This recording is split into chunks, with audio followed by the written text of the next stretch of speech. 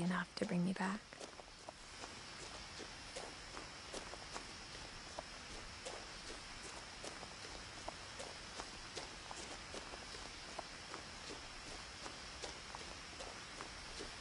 No one had driven this way in a long time, but I saw a few hoof prints.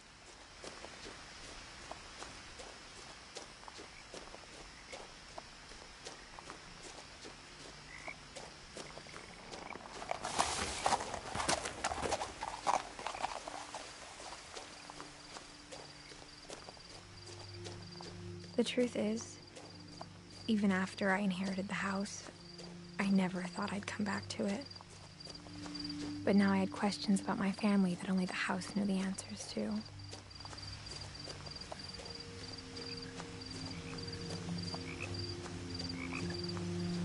The house was exactly like I remembered it, the way I'd been dreaming about it.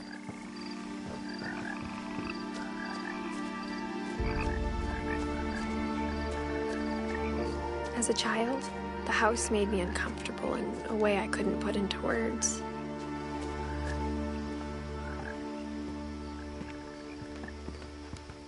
Now, as a 17-year-old, I knew exactly what those words were. I was afraid of the house.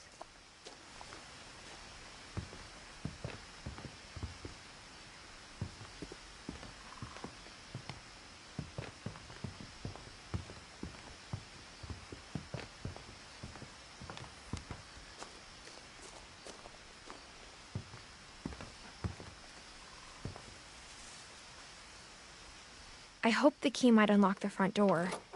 It didn't.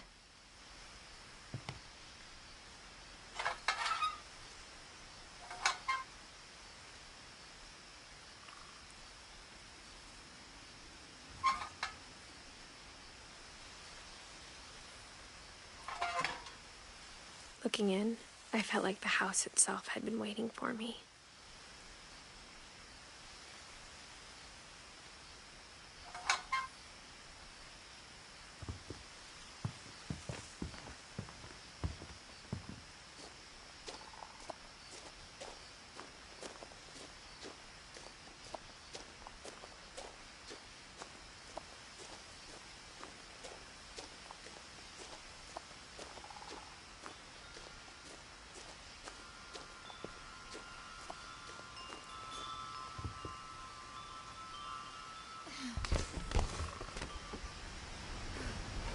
Crawling through the doggy door used to be a lot easier when I was 11.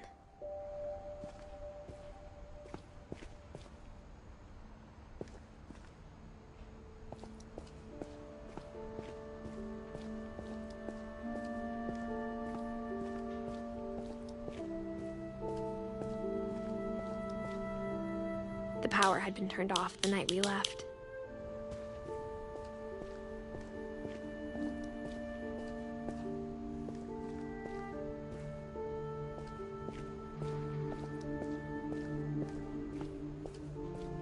For the first time in years, I felt like I was home.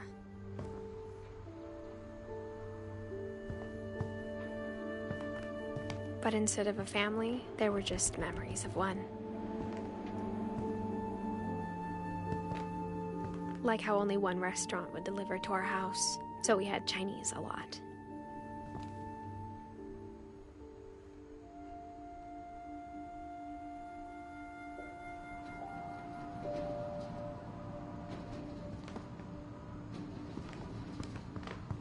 Or how after Louis started working at the cannery, we all got sick of eating salmon. Except our cat, Molly.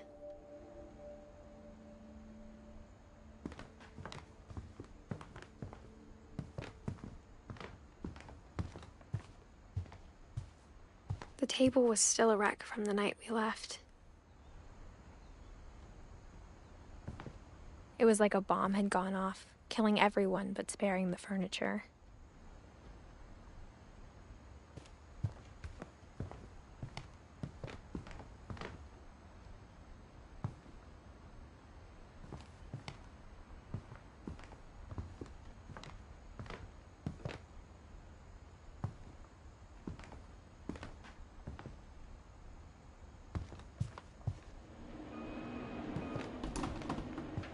My mom was the only one of us who could imagine Great-Grandma Edie living in a nursing home.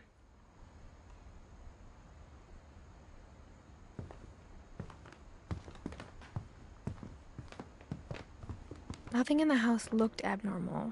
There was just too much of it, like a smile with too many teeth. Even the fireplace had a story. Edie told me the bricks came from the original house, after it sank.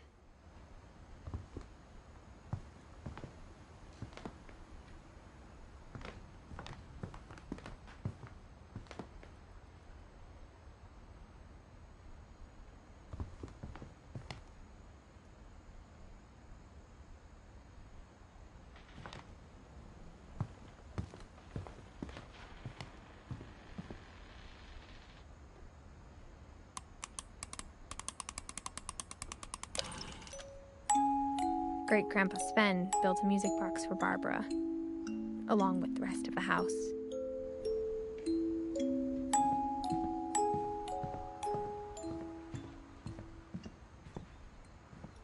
My mom wasn't much of an optimist, but she never stopped believing that my brother Milton was alive.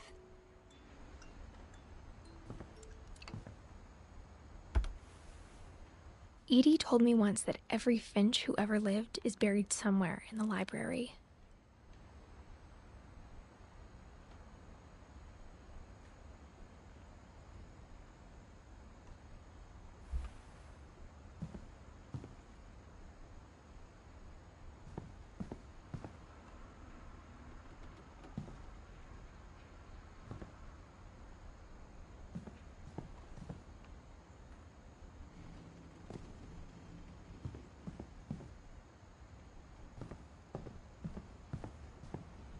Mom always told me to stay out of the basement, so I wasn't too surprised when the key didn't fit.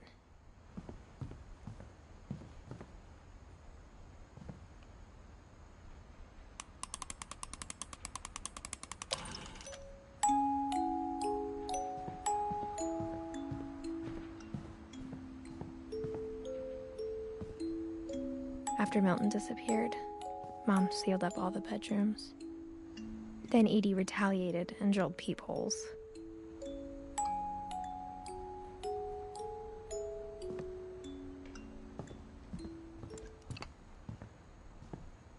I spent a lot of time playing in Great Uncle Walter's room.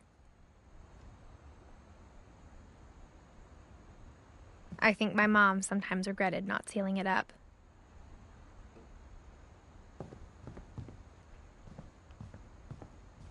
Lewis told me there were secret passages, but I never believed him.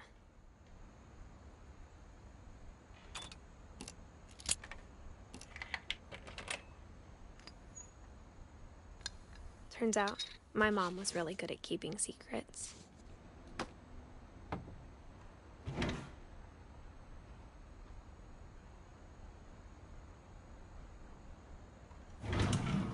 Now it was time to find out what my mom had been afraid of.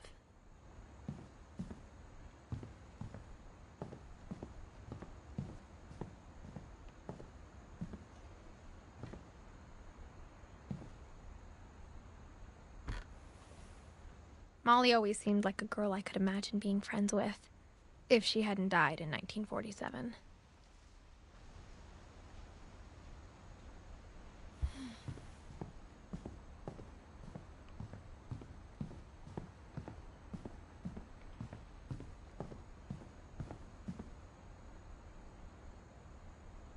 Edie's father, Odin, built the original house.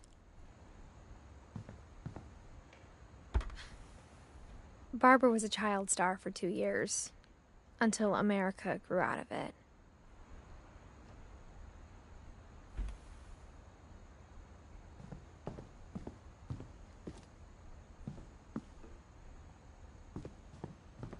Whenever people ask me about my family, the first thing they always want to know about is Barbara.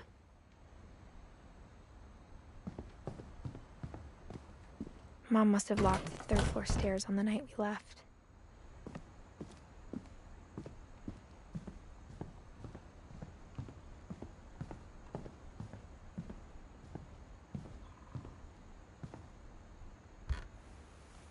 My Grandpa Sam spent 7 years sharing a room with his dead brother. Calvin.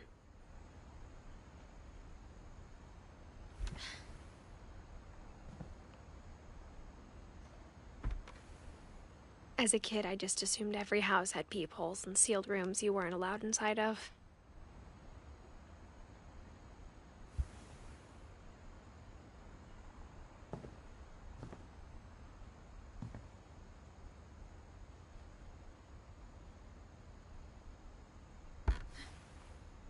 The last time I was in Edith Sr.'s room, I was 10 and she was painting my portrait.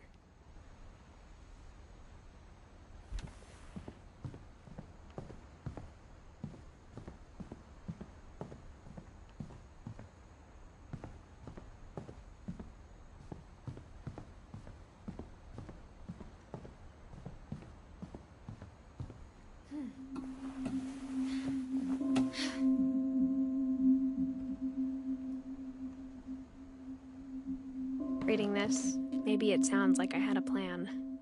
From the paintings on the wall, it was clear my brother Milton had been here before me.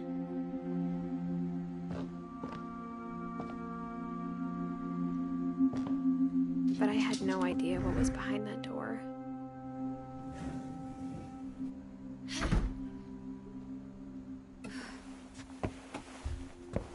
Just like I had no idea where all this was gonna lead.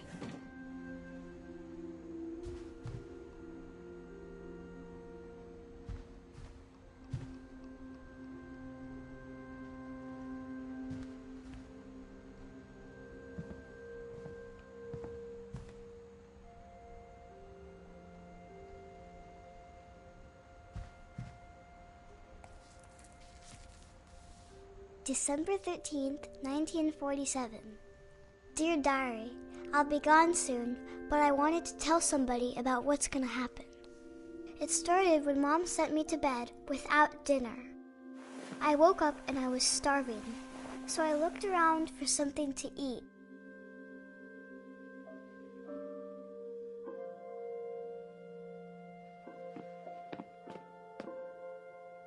The gerbil food was dry, but I didn't mind it.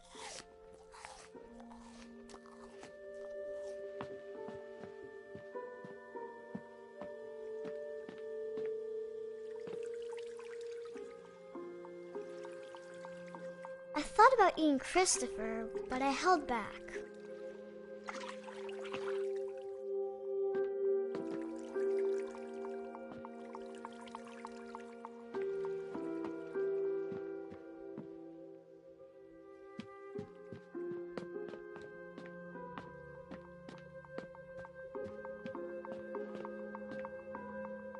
My Halloween candy was all gone.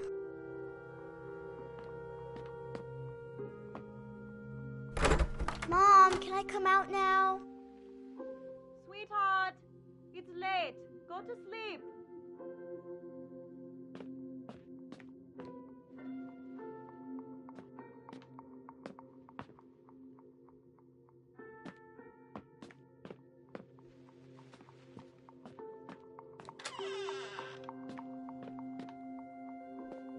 I kept eating and eating.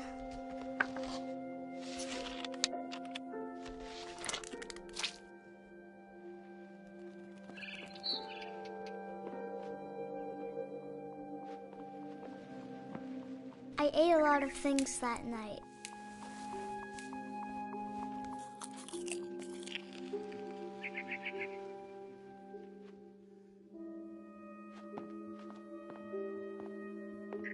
Then I heard chirping outside my window. It was a barn swallow going back to her nest. I reached out for her.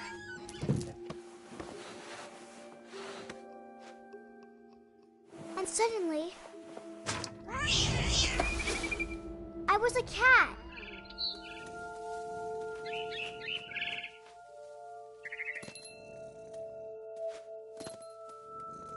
I tried to be quiet, but the bird was really scared.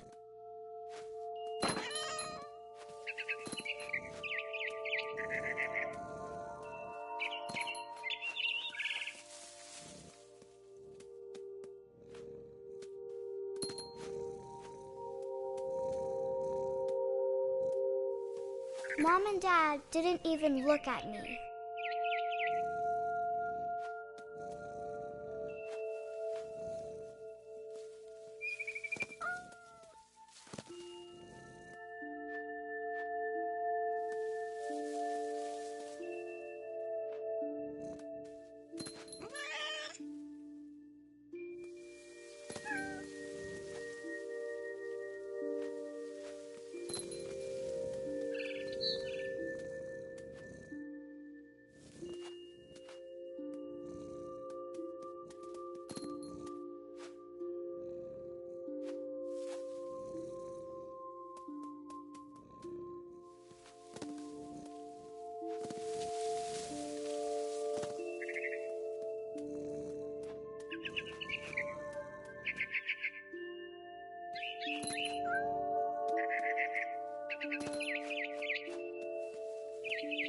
I jumped and I almost got her.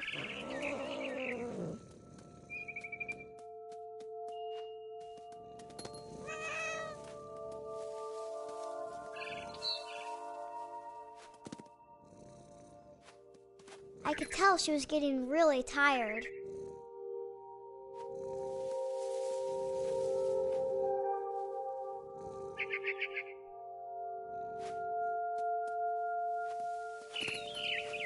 Now I was up in the big tree. I promised Dad I wouldn't climb it anymore. All I cared about was eating that mama bird.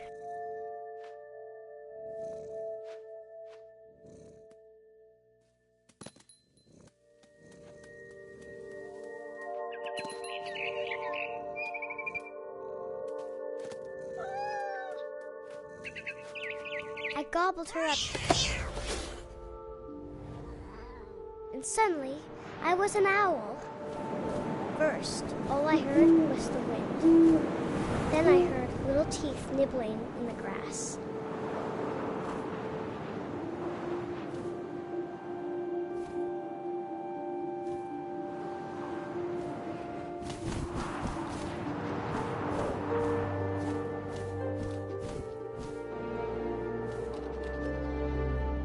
Rabbits.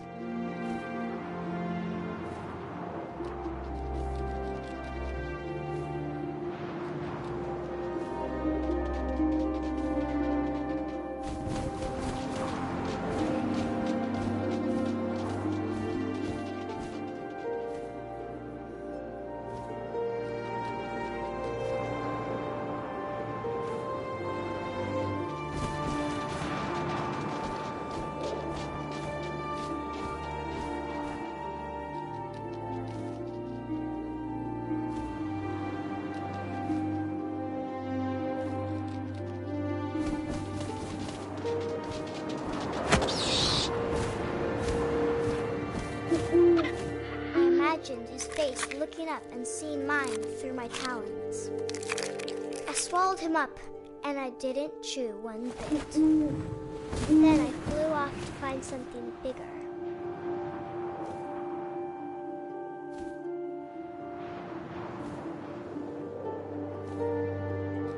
A mama rabbit.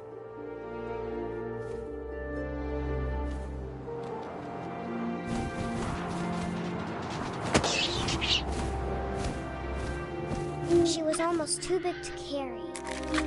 I started choking, but I couldn't stop eating. And suddenly, I was a shark.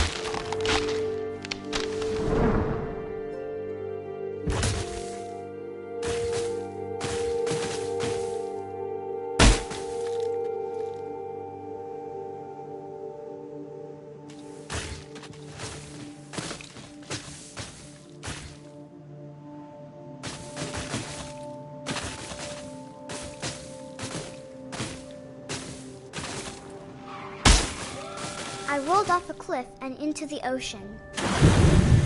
Now, I was hungrier than ever.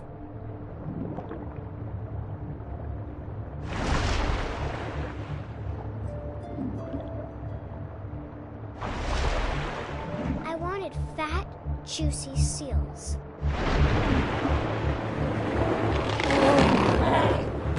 I tore off her flipper, and it tasted really good.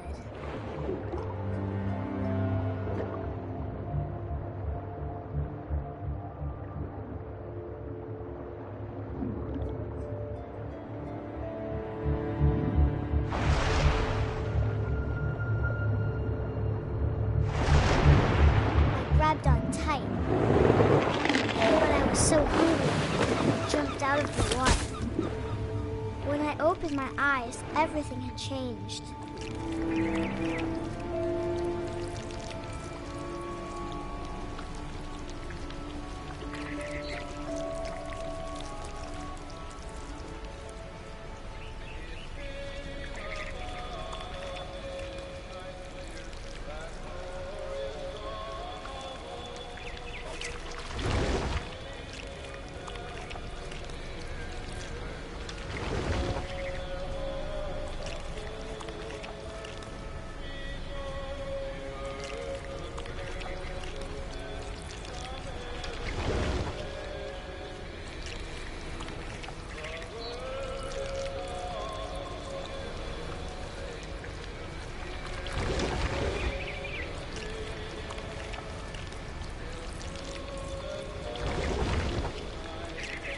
Now I was a monster, and I smelled people everywhere.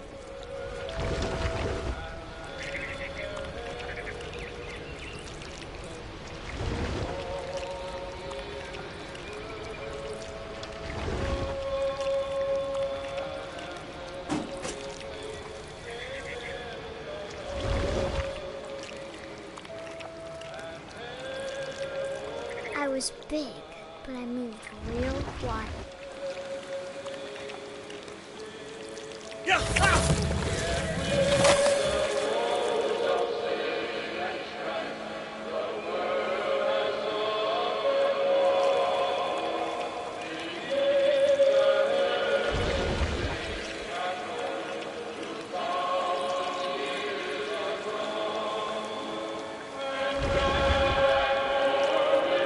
I wanted to stop, but also I didn't.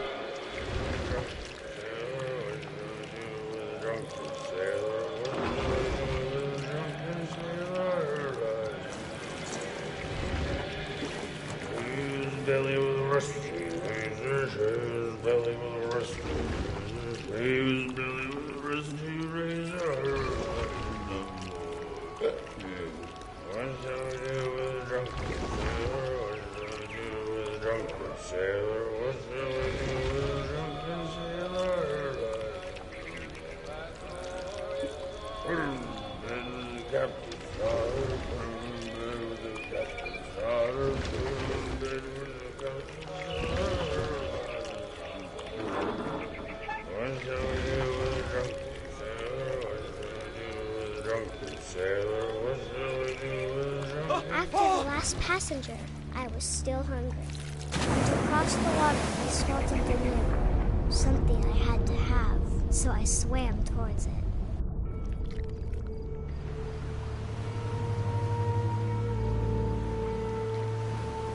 I slithered onto the sand, and the good smell went into an old pipe.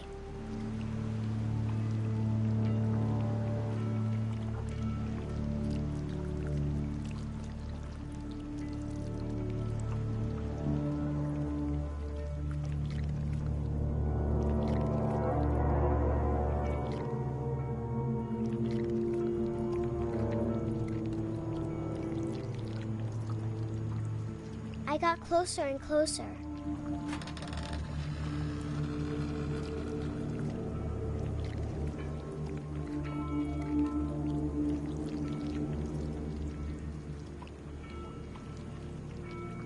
All of my stomach started growling.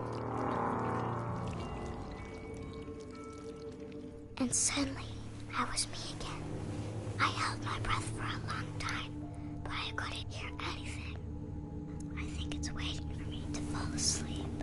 But it's not going to wait much longer. It needs to feed, and we both know I will be delicious.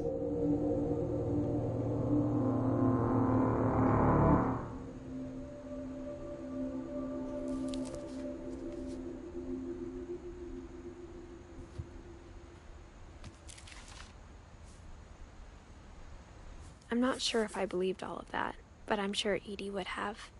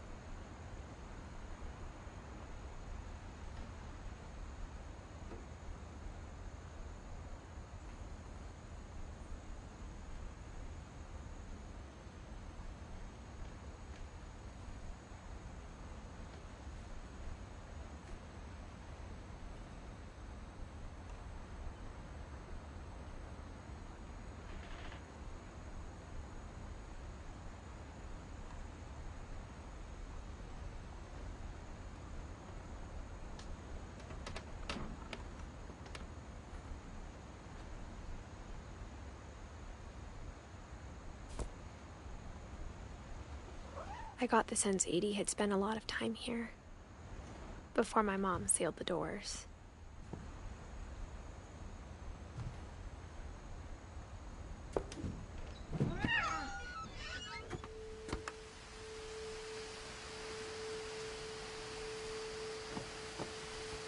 This will be obvious later, but my mom never told me any of these stories. Edie would have, but Mom didn't like bringing up the past. Though, when we adopted a stray kitten, she was the one who named it Molly. I spent a lot of time in Great-Grandma Edie's room.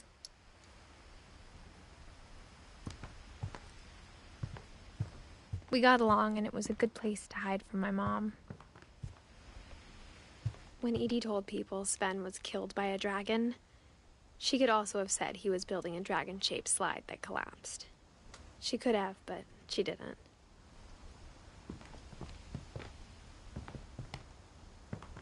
Even in her 90s, sometimes Edie seemed a lot younger than my mother.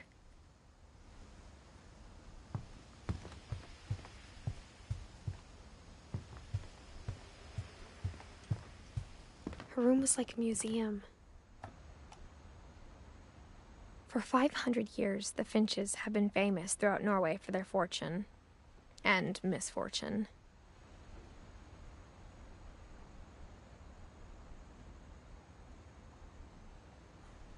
Odin Finch buries the latest victims of the family curse, his wife Ingeborg and their newborn son, Johan.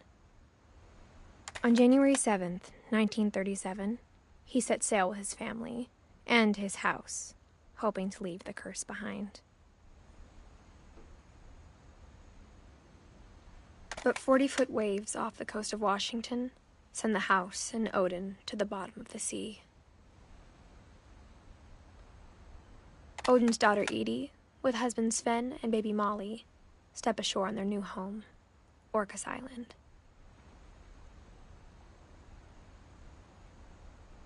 Odin Finch is the first to be buried in the new family cemetery. His daughter Edie is already dreaming of a new Finch house.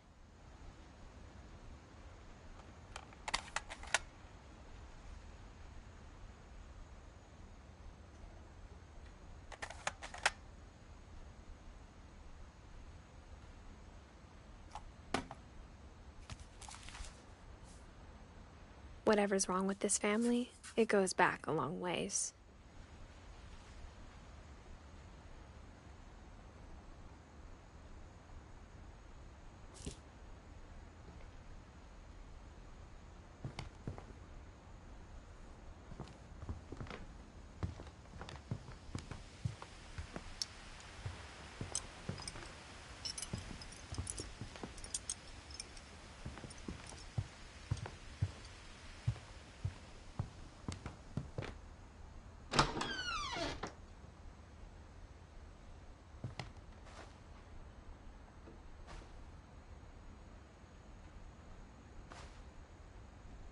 The only trace Grandpa Sam's first wife, Kay, left on the house was the pink bathroom.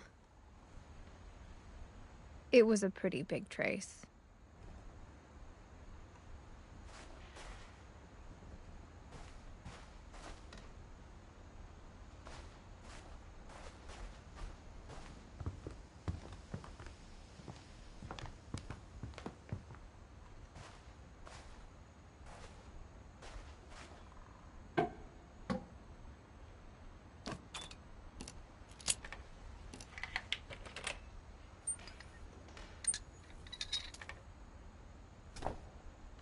There's a secret in this bathroom. It's in the last place you would look. It isn't in the cupboard. It's hidden in this book.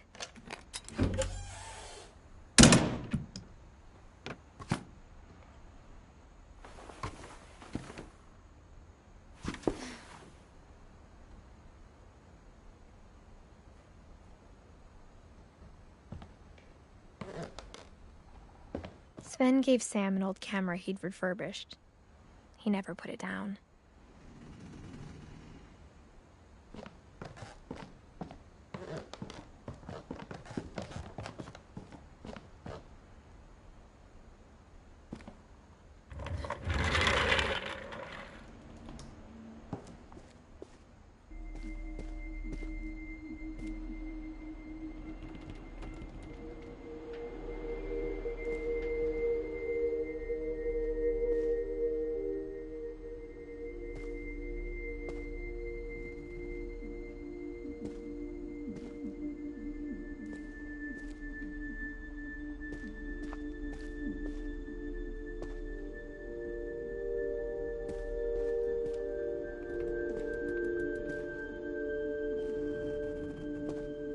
I knew Grandpa Sam had a twin,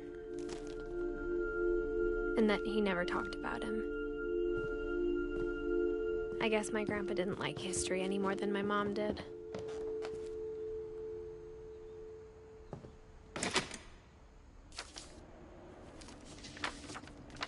How I Want to Remember My Brother by Sam Finch. The thing I remember is that when he made up his mind, that was it.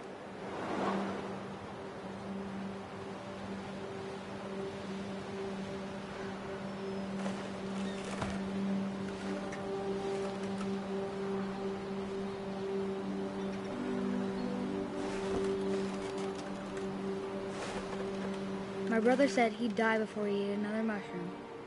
And he did. At Barbara's funeral, we swore we'd never be afraid again. And he wasn't. I think Calvin always wanted to fly. Sam! Calvin! Dinner's ready! Coming! But that day, he finally made up his mind to do it. I told him going around was impossible. Maybe if I hadn't said that.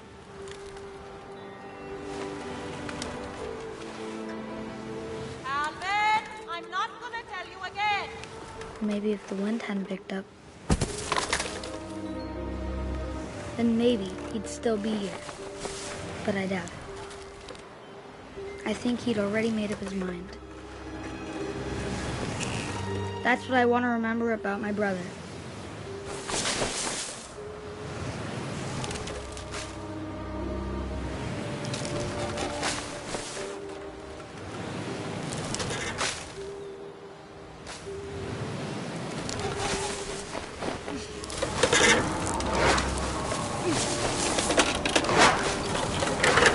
The day he made up his mind to fly, and he did.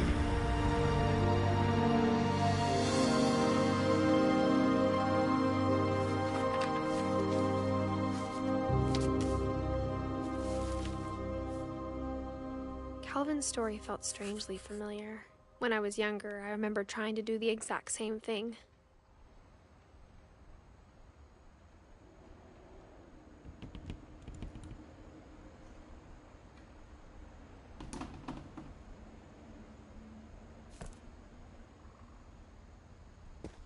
After the funeral, Edie roped off Calvin's half of the room.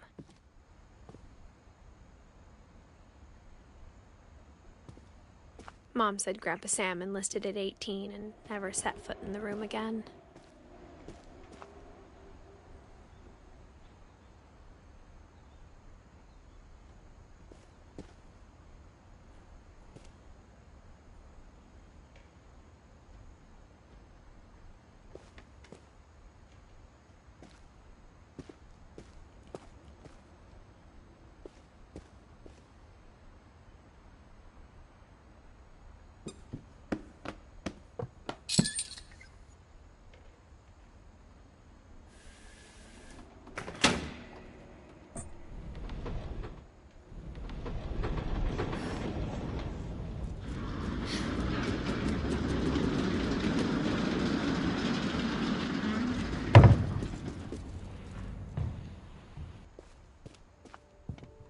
The passages were a pretty tight fit. They'd obviously been built for smaller hands and bellies.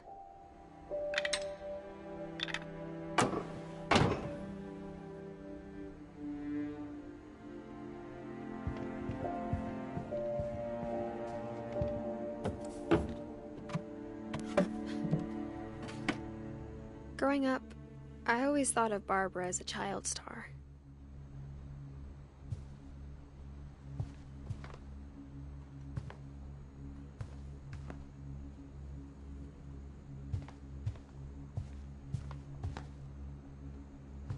I never thought about how hard it must have been for her afterwards.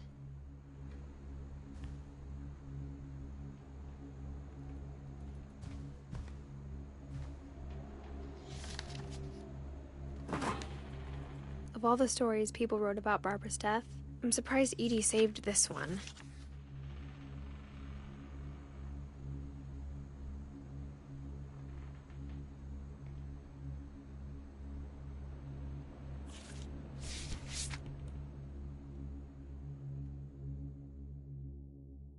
old Jack here with another ghastly tale inspired by America's most unfortunate family. I'm calling it The Surprise Ending of Barbara Finch. As a child star, Barbara was famous for her scream. Now at 16, she was all washed up, a has-been. But in a lucky break, she'd been asked to perform her signature scream at a local convention for monster movie fans. It was just the boost her career needed.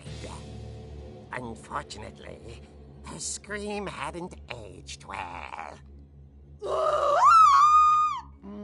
Getting better. I think you just need the right motivation. Her biggest fan and current boyfriend, Rick, was about to demonstrate when... Now that was a great scream. It was Barbara's father, Sven. He'd slipped into a table saw and had to be rushed to the emergency room. So Barbara got stuck babysitting her youngest brother, Walter. Her convention comeback was canceled. Okay, I'm hearing frustration, but I'm not hearing terror. What if I tried... A gang of hoodlums in Halloween masks have been terrorizing Orcas Island tonight. Police are urging residents to... That came from the basement. You're right! Also, I loved your delivery on that. Why is your basement door locked? Because my dad likes making puzzles and secret passages. There's a key hidden in the music box. The secret is to keep winding and winding until finally the key pops out. Thanks, babe. I'll be back in a sec. 20 minutes later, Rick hadn't returned.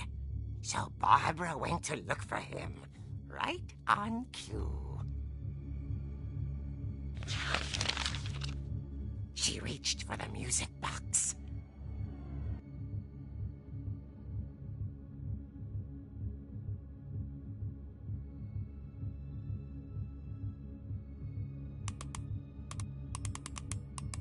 And as she wound the key, she listened for Rick, but the house was silent.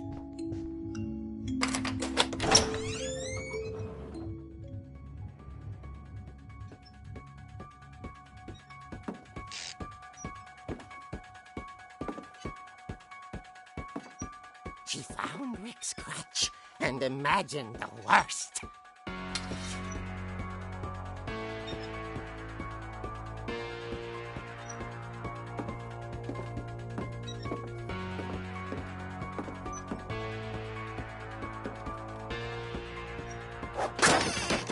The gang's leader is the infamous Hookman killer, Dr. Carl Hamill, who impaled and then ate his family 10 years ago tonight.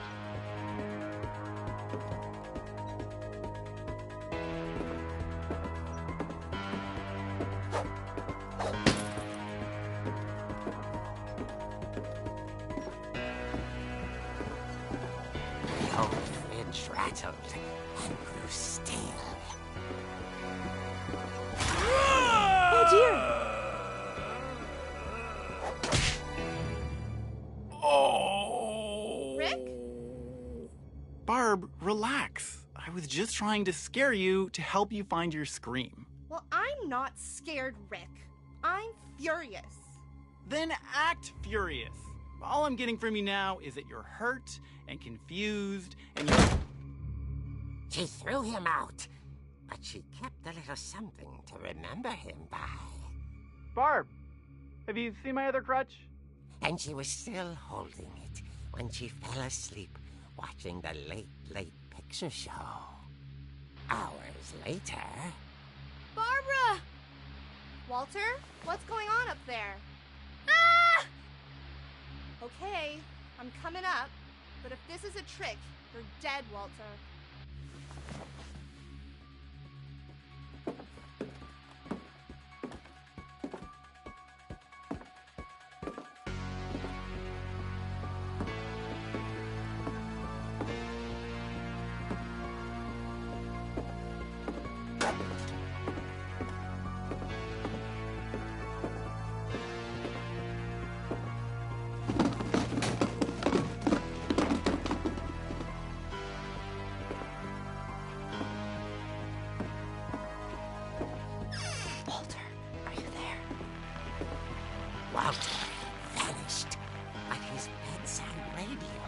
still on. Orcas Island police describe the man as 6 feet tall, with a steel hook for a hand. Residents are urged to lock all doors and windows and notify the police of any suspicious activity. Barbara turned, saw the hook man, and was speechless. He was quite smashing.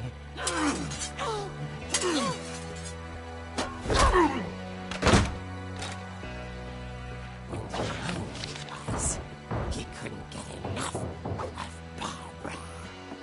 Okay, Barbara. There's gotta be another way out of here.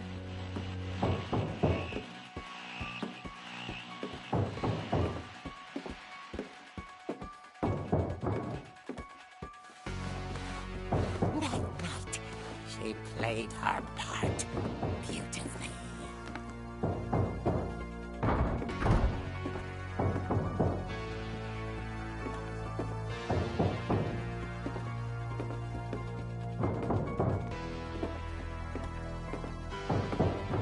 She thought about abandoning Walter, but just couldn't do it. Molly's door hadn't been opened in years. The hinges groaned.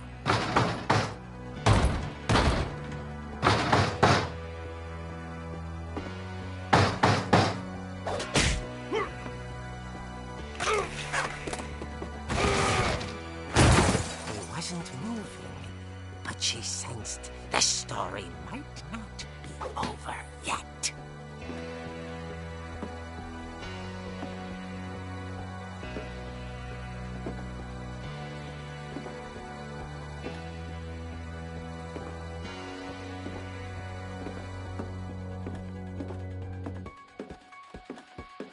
The hookman had vanished.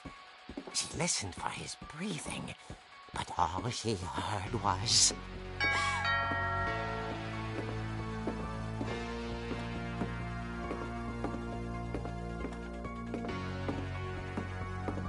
At the door, she heard whispering. It was coming from inside the house.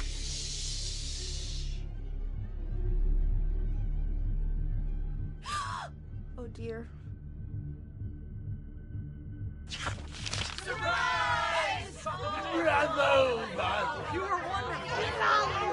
The monsters had come to surprise her. For Barbara, it was a dream come true. Then she saw what kind of monsters they were, and she realized what was about to happen. She was going to be famous. And with her final breath, Barbara Finch gave the performance of her life.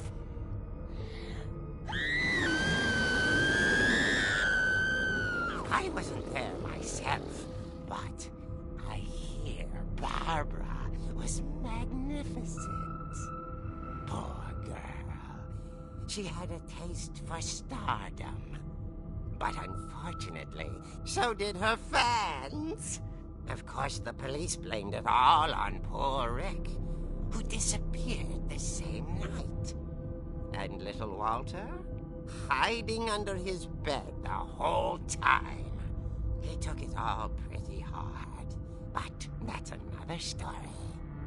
As for Barbara, tucked inside the music box is all they ever found of her. Her ear.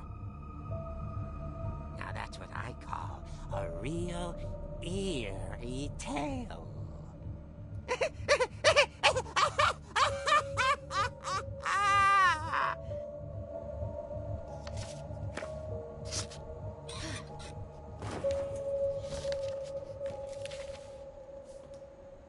Edie told me all Barbara wanted was to be remembered, as absurd as that comic was.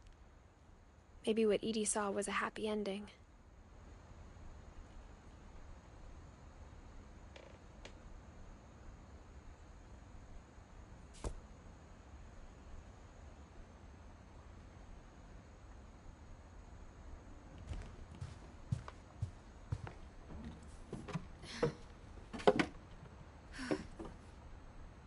I guess now I know why Mom didn't like me playing with the music box.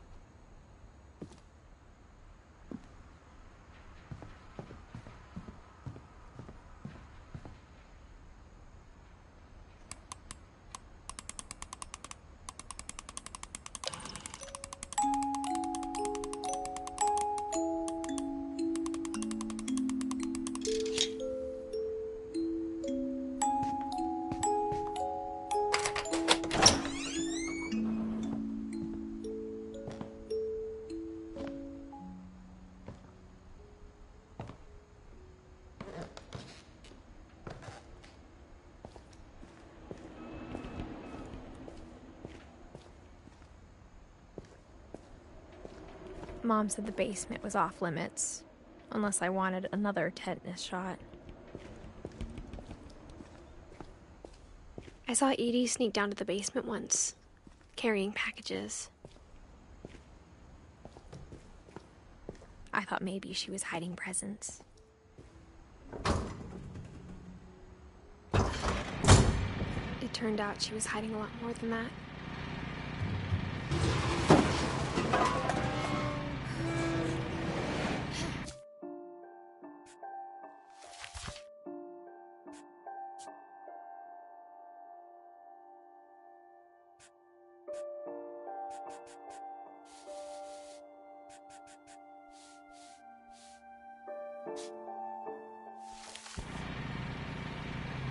I remember asking Mom once about where Walter had gone.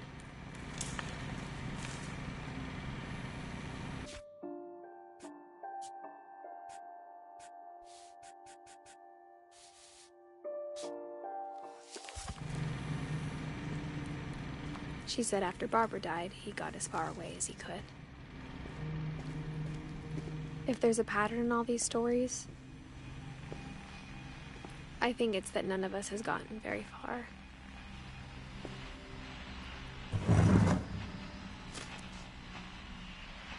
Goodbye, everyone. I can't believe I've been down here for 30 years. On that first day, after the shaking started, I didn't think I'd survive a week.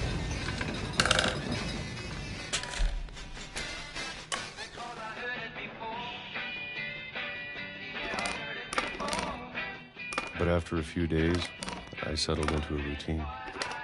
That's what kept me sane.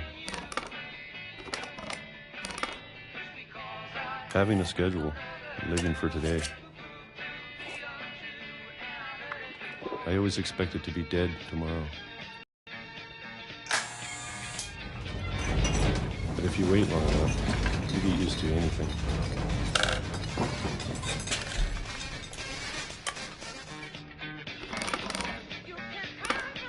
Even a monster on the other side of the door starts to feel normal. Almost friendly.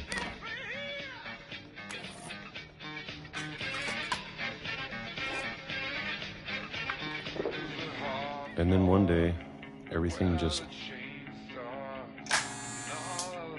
stopped.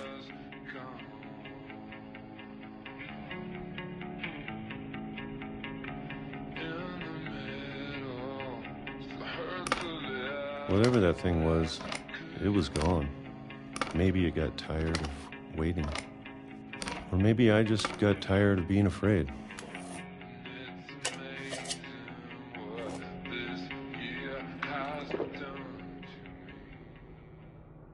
It's been a week now, the longest in 30 years. I'm done waiting. I have to leave while I still can.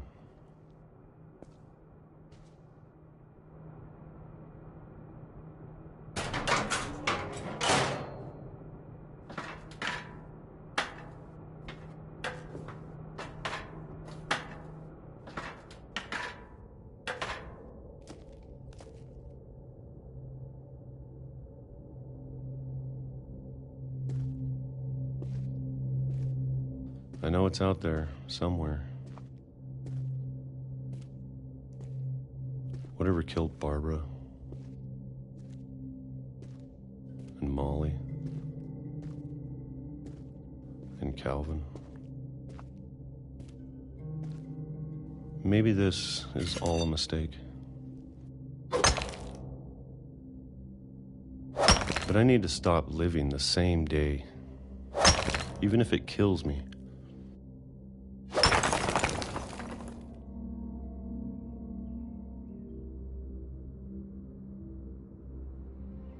Whatever's out there, I want you to know I'm ready for it. I'm going to appreciate all of it, especially the food. I don't mind if I only have a year left. Or a month. Or a single week. I'd be happy with one new day. I can already imagine the sun on my face.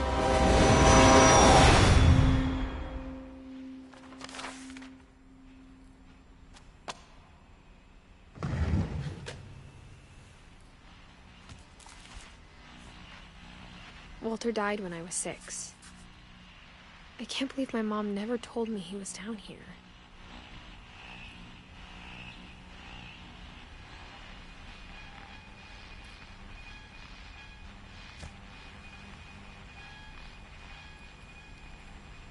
I'm sure my mom was trying to protect me.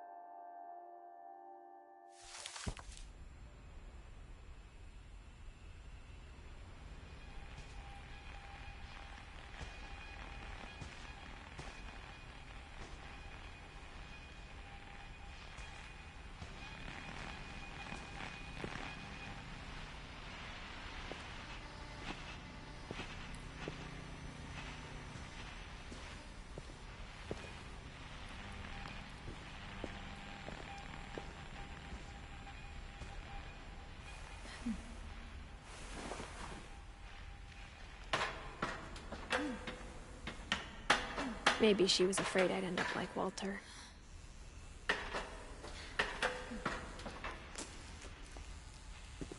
But if she never told me about an uncle under the house, I can only imagine what else she was hiding. I don't want to make the same mistakes she made.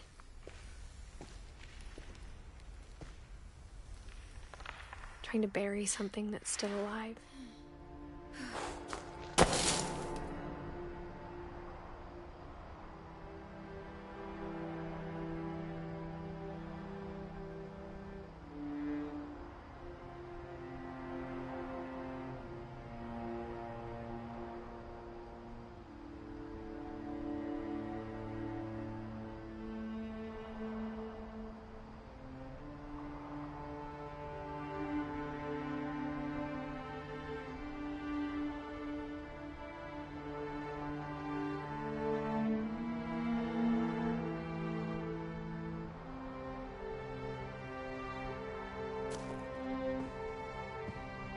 Now that there's only one of us left, or maybe two, I thought it was time I heard the stories for myself and found out what happened to everyone else. But now I'm worried the stories themselves might be the problem. Maybe we believed so much in a family curse, we made it real.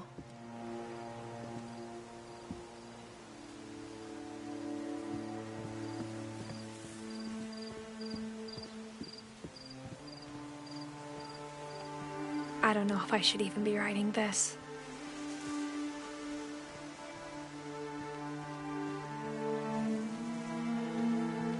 Maybe it'd be better if all this just died with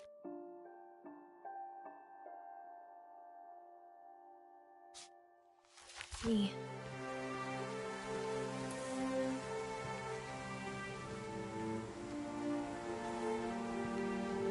But I thought you should know about your family.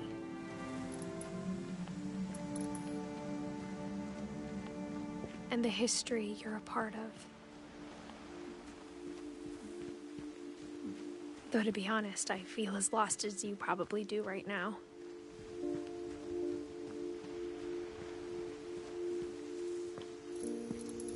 I think the people in these stories believed them, for what that's worth.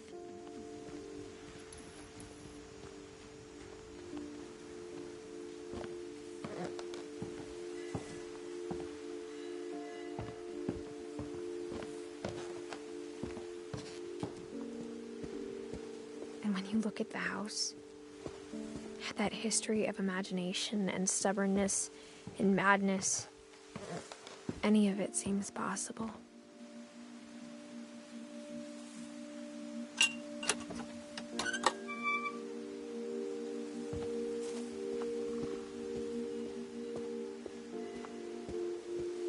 I think we've been surrounded by death for so long, we've just gotten used to it. What kind of family finishes building a cemetery before starting the house?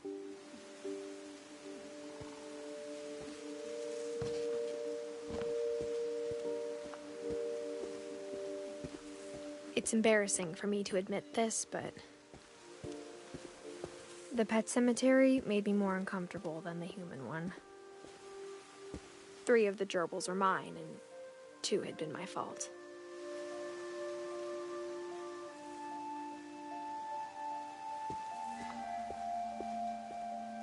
Sven built the house, but it was Edie who designed the cemetery.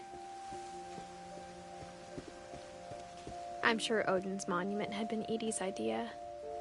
My mom was always trying to move on, but for Edie, the past never went away.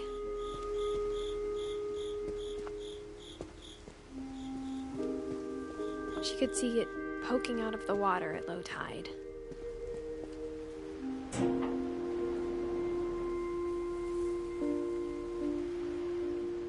Edie said she dreamed about the old house every night.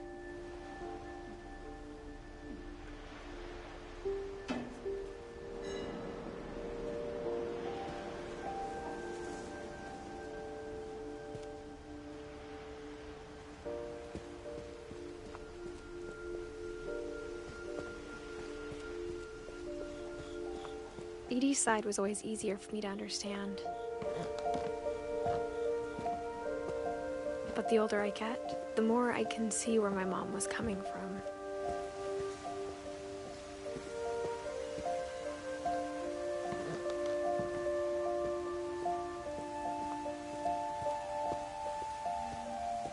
There's so many things I wish I could ask my mom now.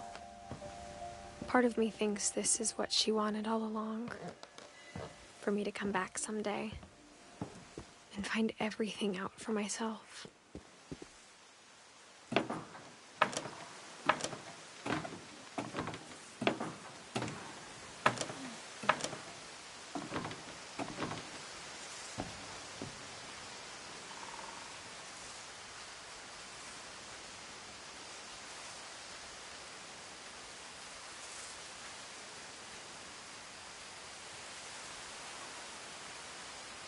But looking back on it now,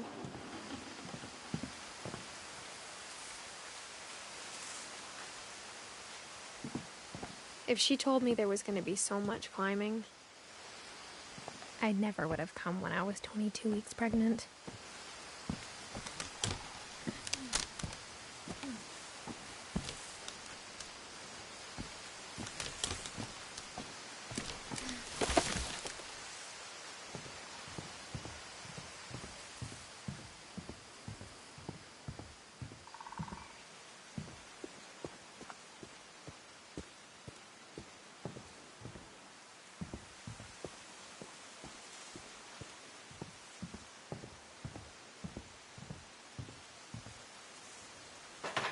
I never met Grandpa Sam, but I think he and my mom had a lot in common.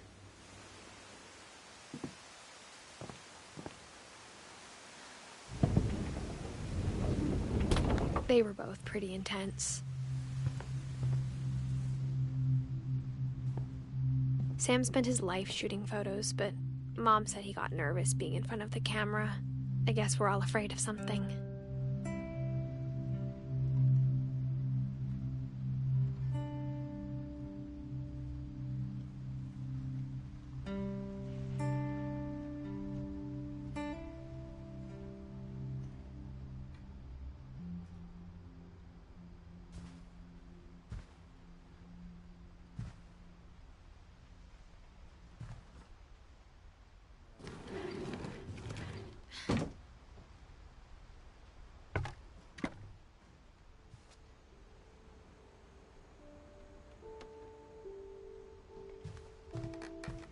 Instead of hiding from death, Sam seemed to go out of his way to meet it.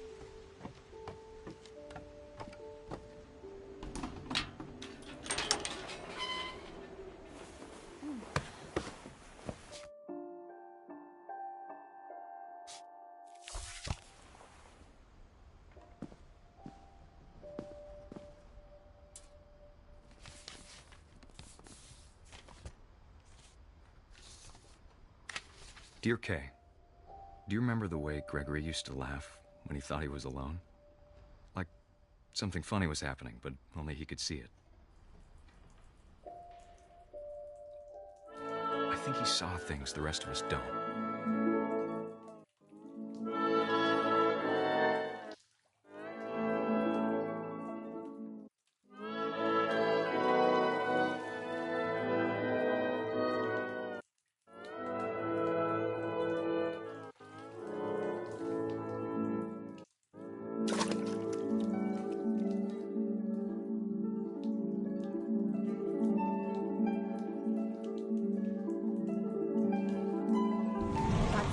Gregory, it's time to...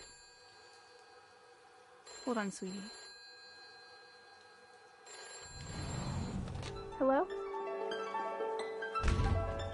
Sam, I told you I don't want to talk right now. I wonder what he saw.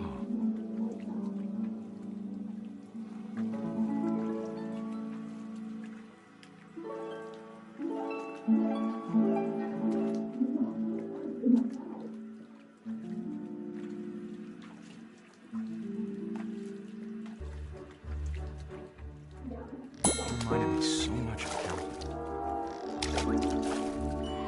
Lost in his imagination.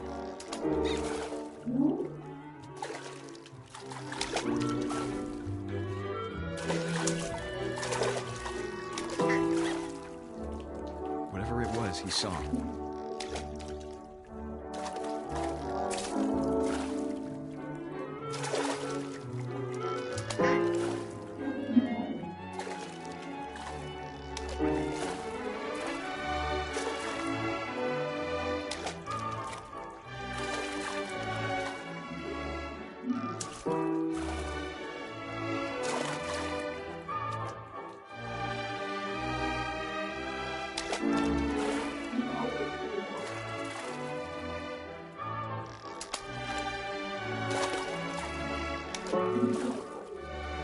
It sure made him happy.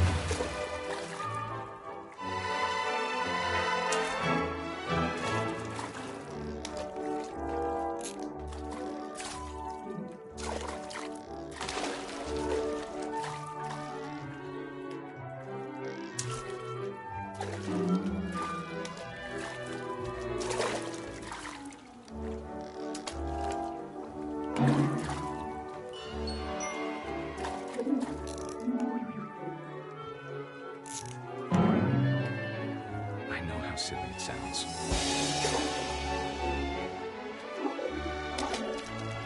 But I worried about a baby being too happy. But I could feel him slipping away. Sorry about that, Gregory. I know you did everything you could. Maybe if I hadn't called that night.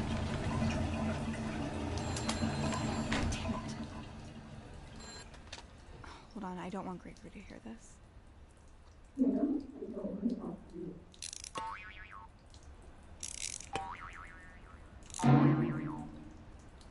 I wish he could have told us about the world he saw.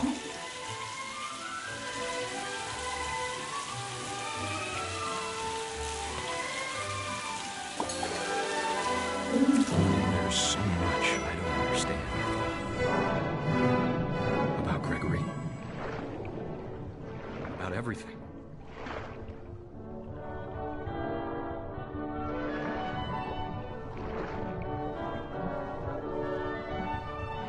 But I know what happened wasn't your fault.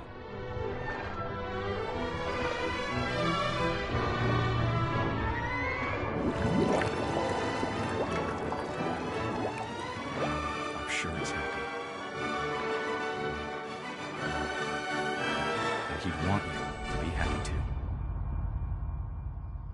Good luck, Kay. Love, Sam.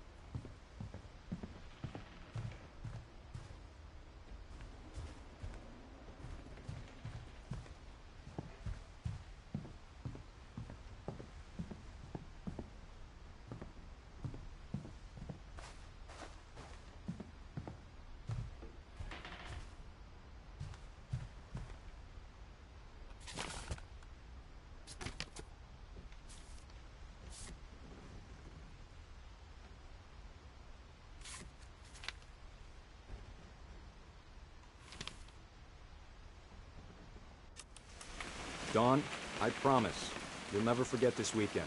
Yes, sir. These memories are gonna last a lifetime. Hmm? What? Am I gonna have to shoot anything? It's a hunting trip, Dawn. Perfect. It's gonna rain the whole weekend, isn't it? I will never forget this weekend, Dad. That's the spirit. Okay, got it. I'm gonna take some pictures, okay? Just be careful. That camera's older than you are.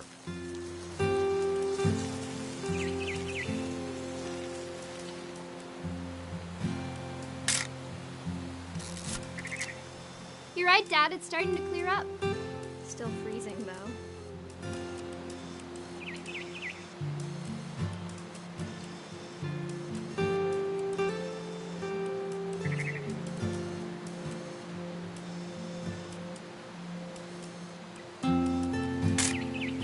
Aw.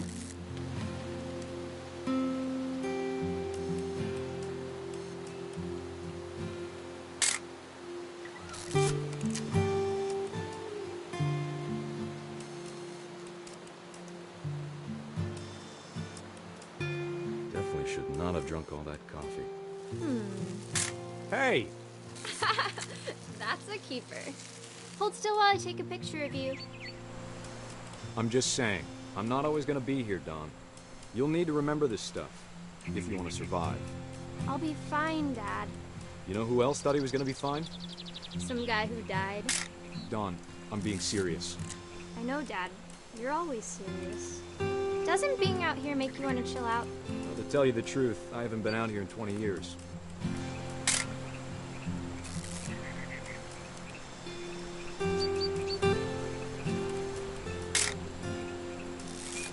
Last time I was with my brother Calvin. Man, that was a great trip. Your grandpa Sven taught us how to fish, how to build a fire. We found an old logging trail. There were deer everywhere. Dawn, don't you think you could find something more interesting to photograph? I bet if I could remember where that trail was, we'd spot a buck for you in no time. Give me a minute to check the map.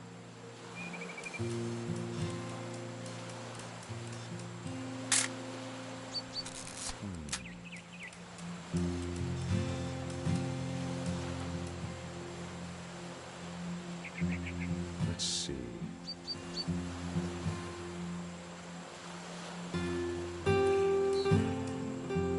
Maybe.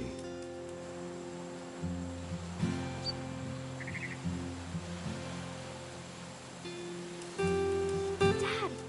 Good eyes, Dawn.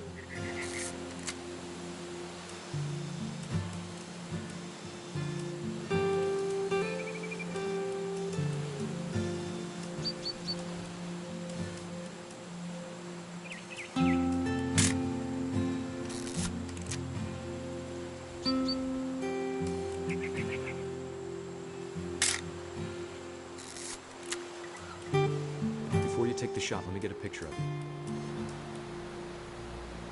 Dad, I... Just breathe. Turn off your imagination. Let me get behind you. Do I have to do this? Dawn, you don't have to do anything. But if you want to survive, you'll need to be strong. Great shot, Dawn!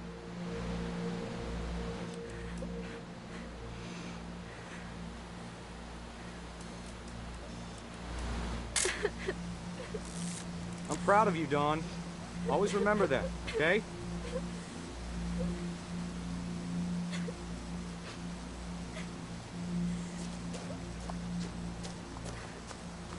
Sorry, Dawn, just gotta reset the timer.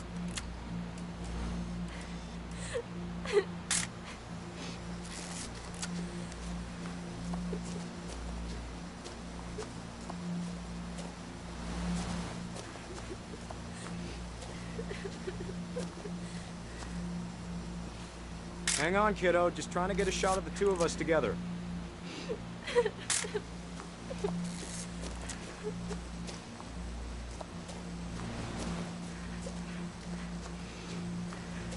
Dad, it's twitching. I think That's it's totally normal, Dawn. Just focus on the camera. Try not to think about... Dad!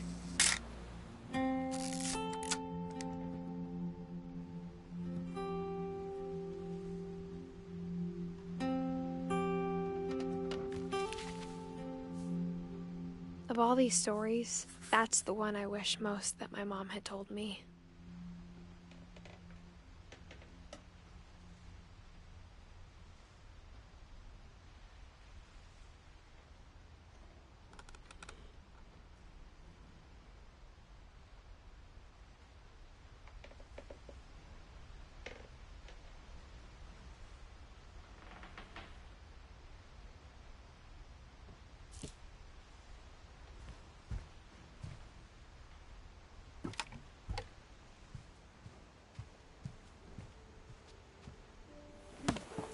After Sam died, my mom and Edie got really close. They'd both lost a lot.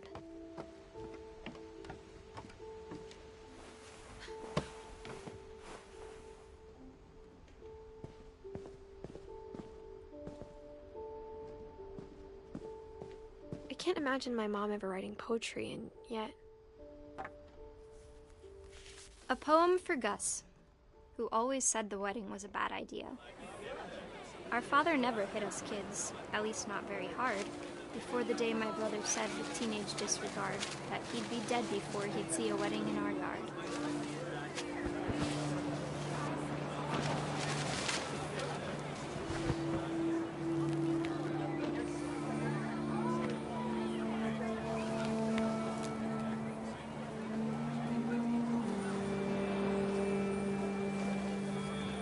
Father made him come, of course, but Gus stood far apart, just flew his kite and bottled up the storm inside his heart.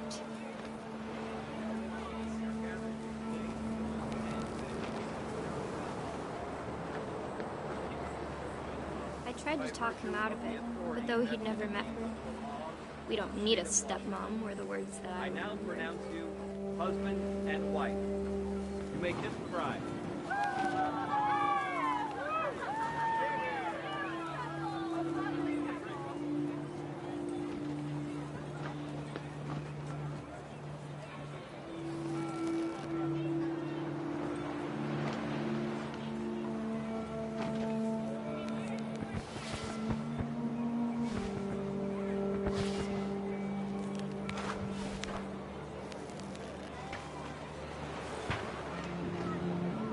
Time for photos came, Dad ordered him to come here. But Gus declined, and as a sign held up his middle finger.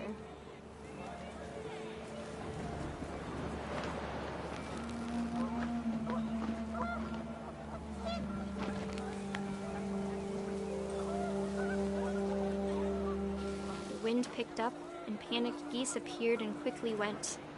But all the humans did that day was go inside the tent.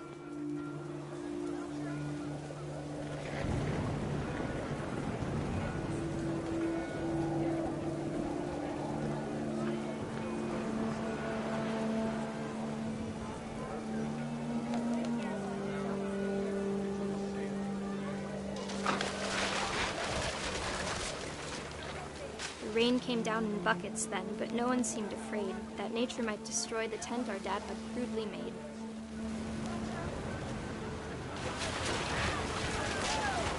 The thunder sounded much too close and full of angry power, but all my father said to this was, "Make the music louder."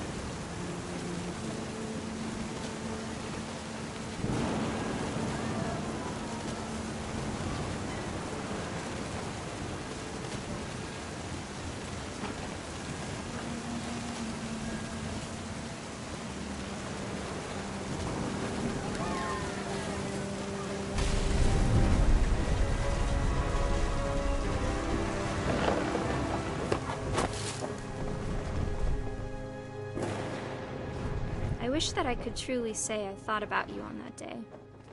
Out there on the beach alone, just you, the wind, the sea, and foam. But I didn't.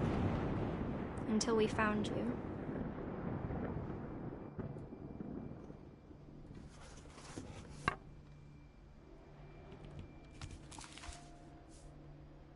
She never talked about him, but Mom told me once if I was a boy, they were going to name me Gus.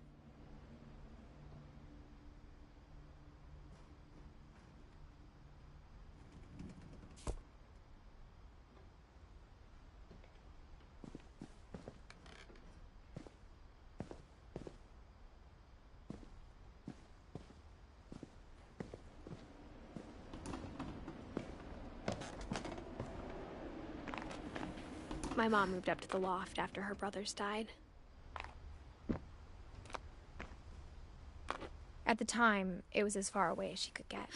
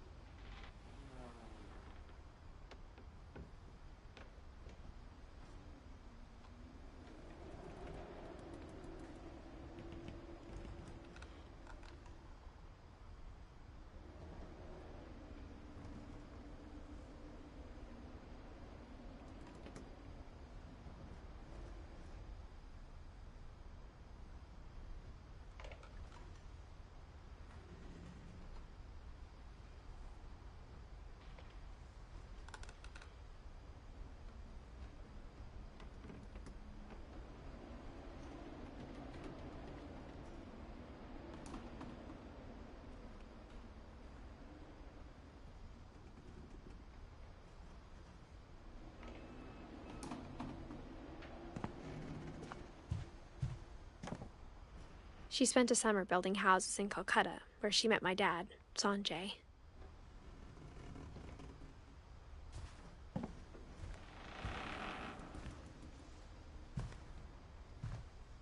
Religion was another thing my mom never talked about, but I think it helped her a lot after her dad died.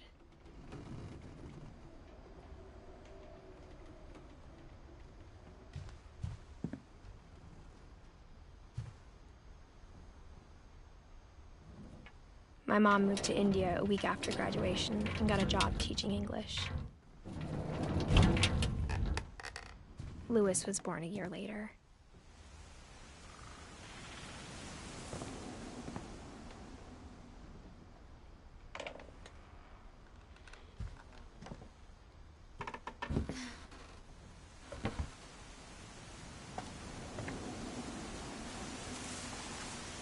When my dad died, I don't think Mom knew where else to go. I'm sure Edie was happy to have her back and to see kids in the house again.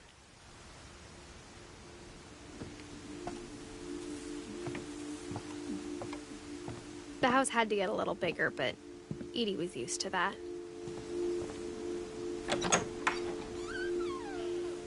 And for a while, things were good, almost normal. But it didn't last. The beginning of the end was Milton's 10th birthday, when Edie gave him a castle.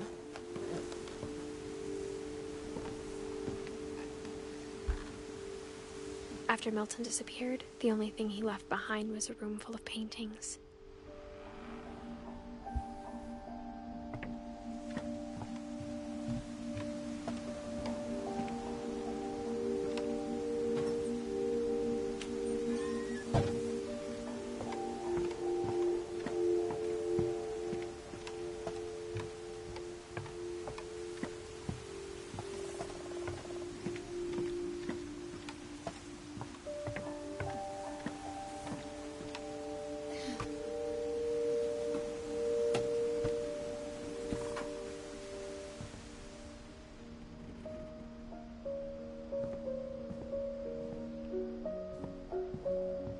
I think Edie was happy to finally have another painter in the family.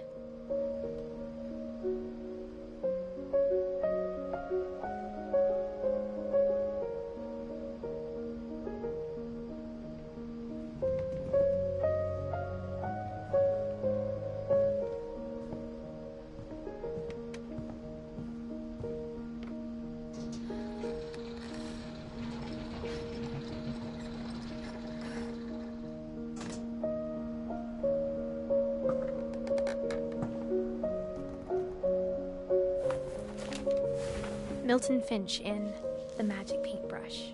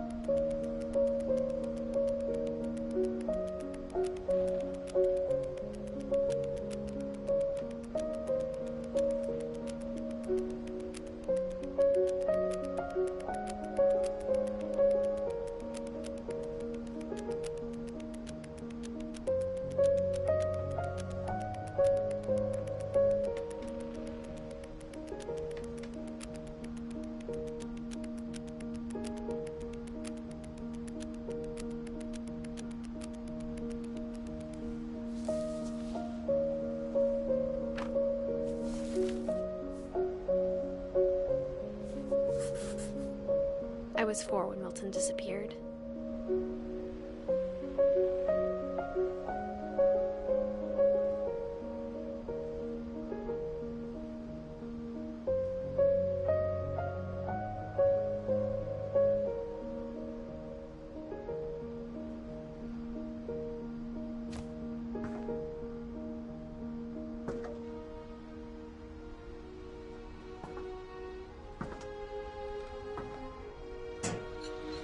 Mom spent months searching for my brother. Then she sealed the doors.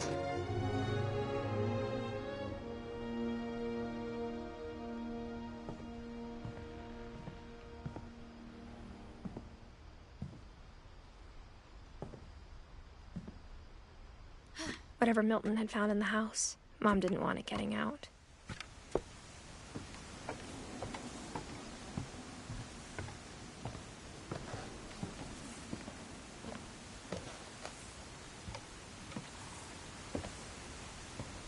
Mom definitely blamed Edie, but I think Louis blamed himself.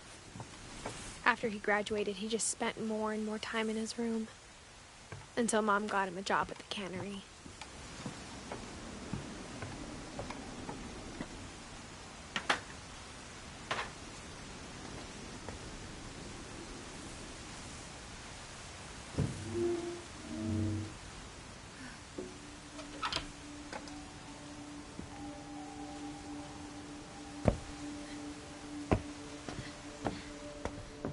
Louis's room smelled very, very familiar.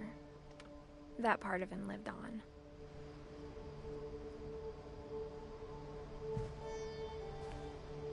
Louis and I spent a lot of time playing games together, but he was surprisingly bad at them. He died a lot.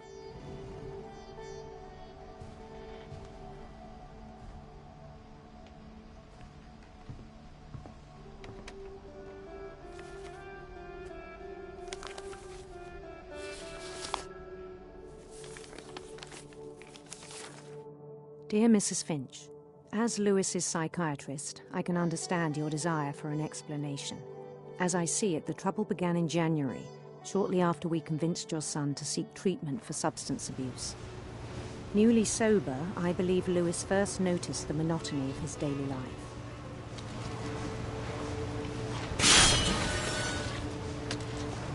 He kept working at the cannery, but he withdrew part of himself. In our sessions, I saw the same behavior.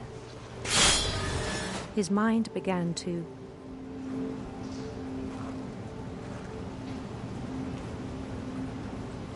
wander.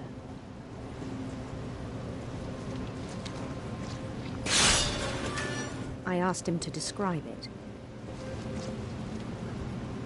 He said he started small, imagining a labyrinth. He'd feel his way about. Then something moved. Bats. And toads. And things that have not names. He knew it was all in his head.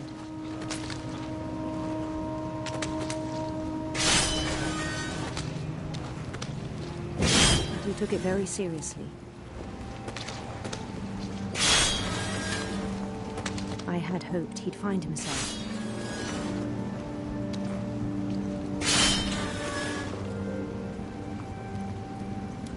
But he found something more.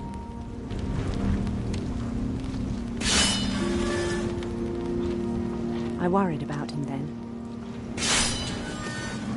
Daydreaming at the cannery. I spoke with his boss. But he said Louis had become a model employee. Methodical, tireless, focused. Like a whole new Louis. So I let him go on.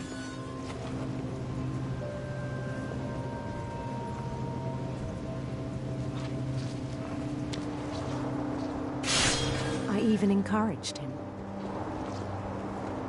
It seemed very promising at first. He told me he'd made a new friend.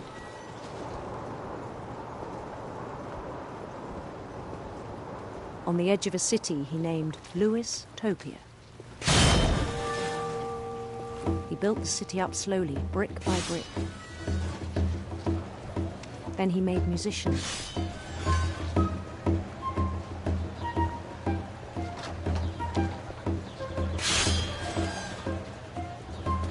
And songs for them to play.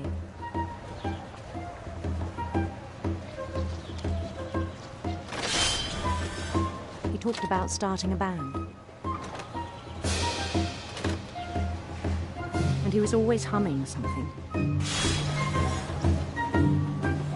Every day his imagination grew stronger.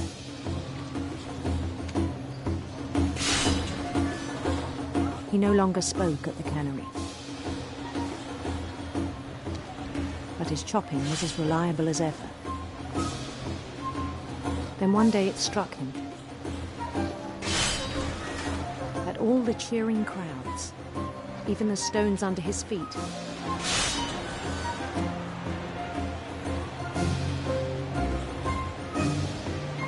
were all in his imagination, so he could do whatever he wished.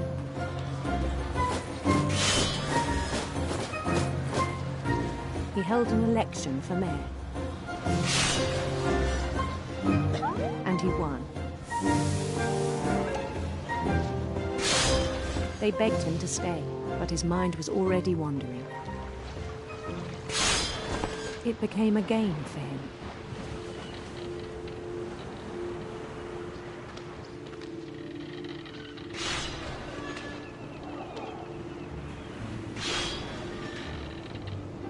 He'd conquer a city, then immediately push on.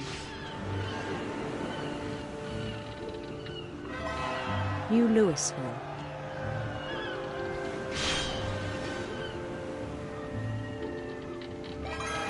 St. Louis. He started drifting away from our reality.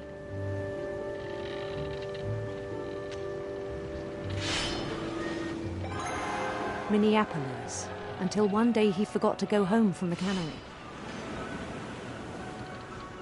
Even as his mother pleaded with him, part of Louis kept sailing on.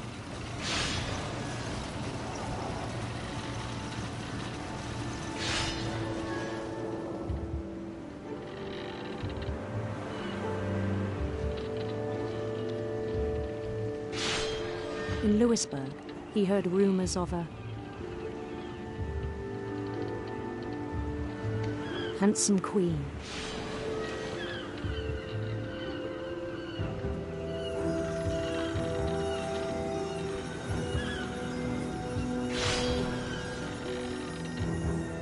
The queen was on her own quest for radiant rainbows.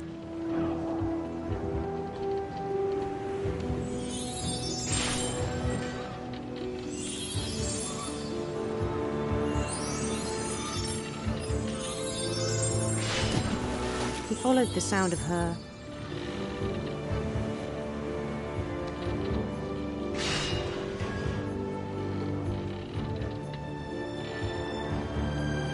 silver harp.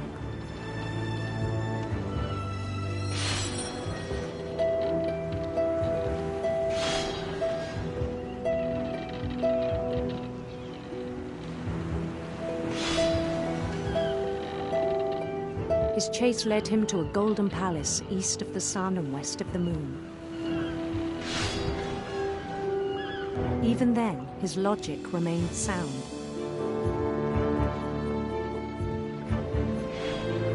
He knew the world was all in his imagination.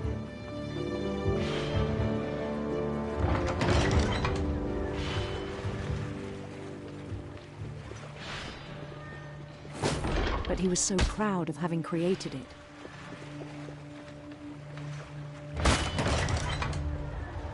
In his own eyes, he'd become something greater than a king.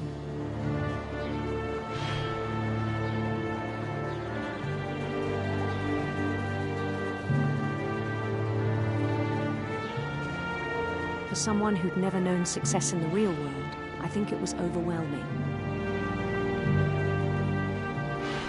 And then it struck him that the real Louis was not the one chopping salmon, but the one climbing the steps of a golden palace.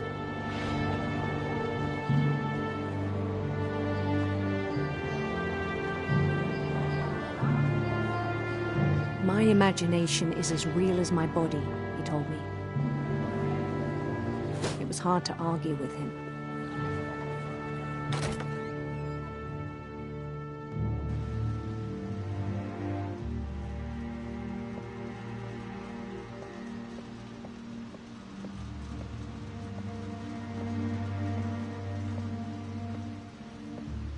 He began to forget the world we know.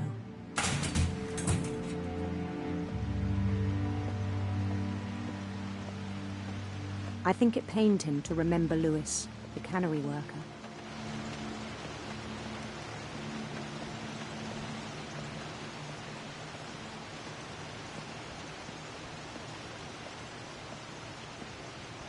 He began to despise the man with a royal contempt.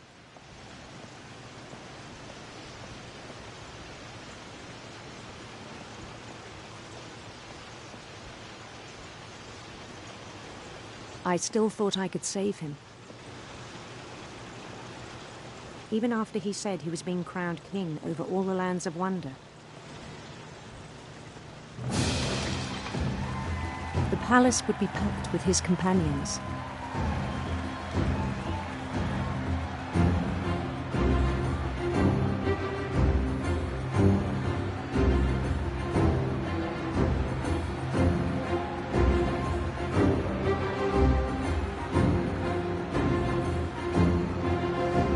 Including the wise Calico, and insisted on advising him.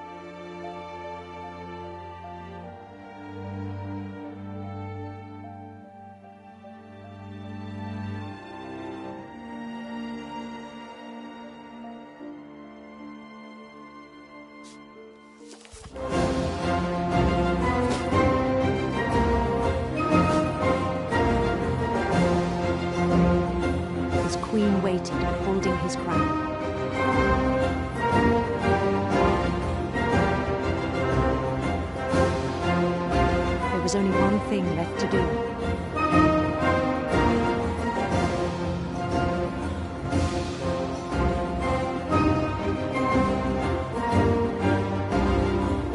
Bend down his head.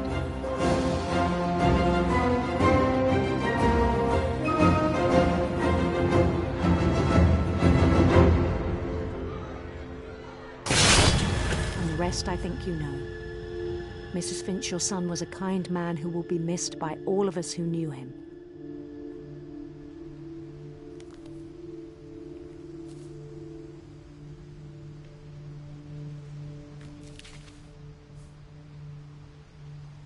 My brother was really cool. I wish you could have met him.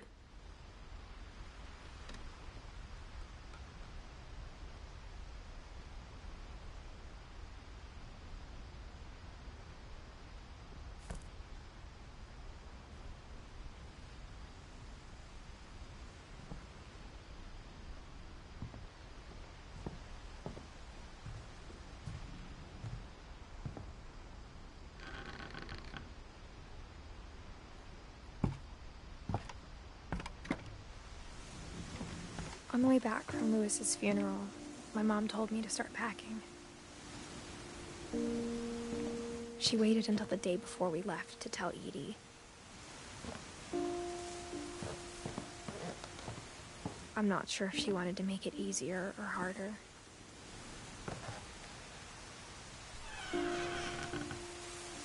I wish we'd stayed.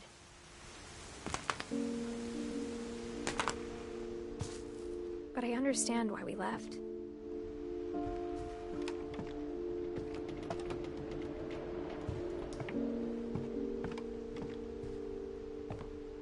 My mom ended up leaving everything behind.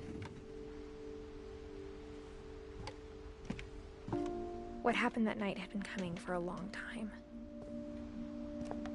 Maybe it should have come sooner.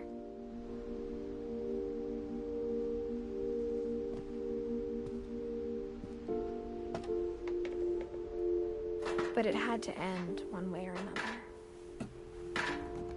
All that's left now is to tell you about that last night.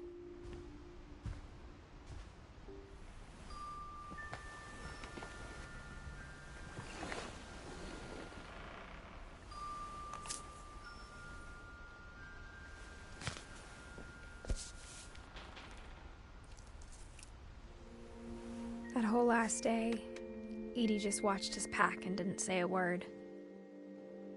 Until supper, when she raised her glass and said, "To our final night together, and all our final nights apart." Grandma, you know what I said about alcohol.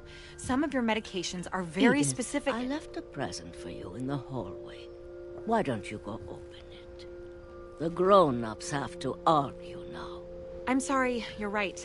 We're all leaving tomorrow. Let's just enjoy our last... I'm not leaving. Edith, you're excused.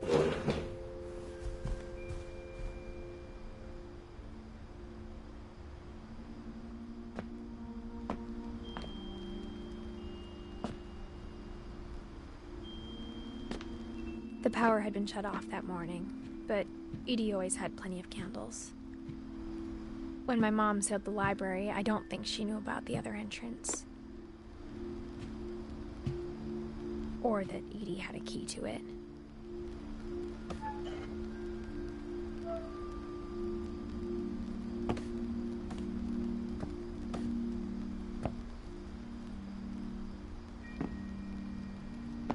That thing you're afraid of isn't going to end when you leave the house.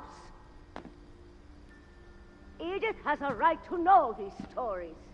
My children are dead because of your stories. I think it's best if Edith and I leave tonight.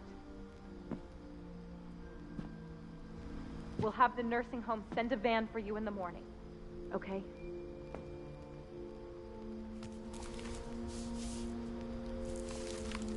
Dear Edith, there's so many stories I wish I could tell you, but there's only time for one. This is about what happened on the night you were born. That night, the tide went way, way out. It was the first and last time I ever saw the old house aground. There'd been an earthquake out in the middle of the ocean. They called it the lowest tide in 1,000 years. God, it smelled awful. You know, I've seen that house every day of my life. But I never thought I'd go back to it. When the fog rolled in, I lost my way.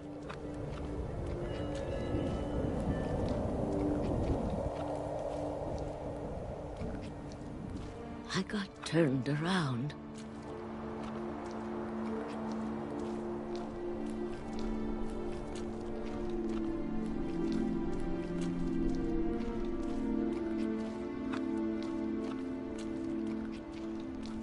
For a while, I wandered.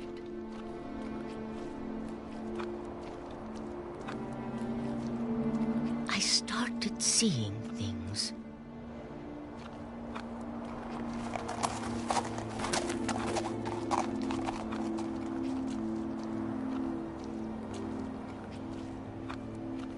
Things I'd forgotten had ever existed.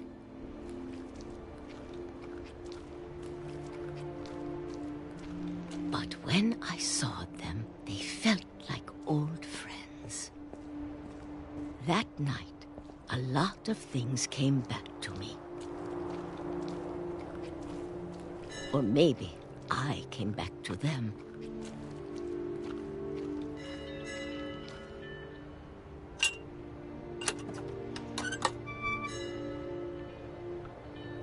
Things I can't explain, but that I need you to try and... Edith, what are you doing in here?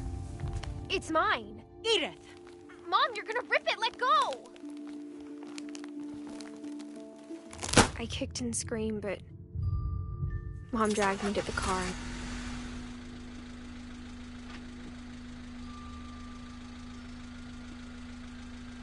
I never saw Great-Grandma Edie again. The next morning, the van came to pick her up, but she was already gone. After that, we moved around a lot.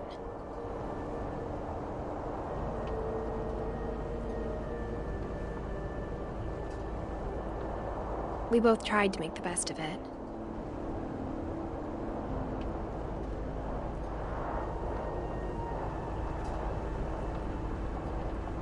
A few years went by.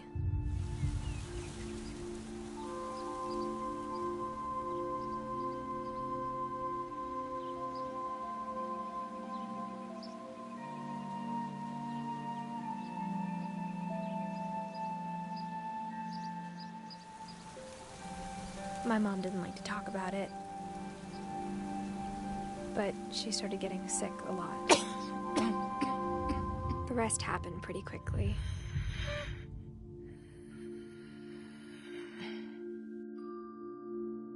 She got better for a while,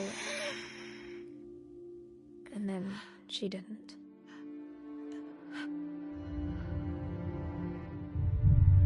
And then I was alone.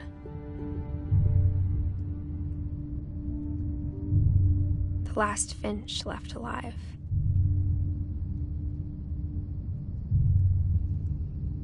Until I found out about you. I'm still not sure what to tell you about all this. If we lived forever, maybe we'd have time to understand things. But as it is, I think the best we can do is try to open our eyes. And appreciate how strange and brief all of this is.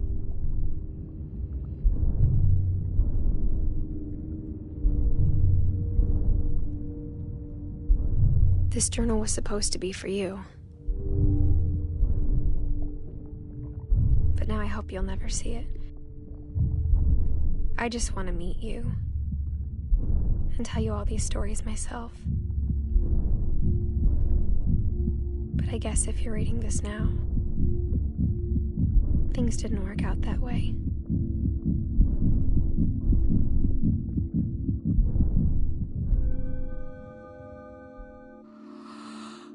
This is where your story begins. I'm sorry I won't be there to see it. It's a lot to ask, but I don't want you to be sad that I'm gone. I want you to be amazed that any of us ever had a chance to be here at all. Good luck.